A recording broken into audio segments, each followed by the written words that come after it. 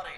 আল্লাহ বলছেন দোয়া ইউনুস কেউ যদি বিপদে পড়ে বলে, যে কোনো বিপদে পড়ে বললে আমি আল্লাহ তাকে উদ্ধার করে দেব। বলেন তো দোয়া ইউনুস কি?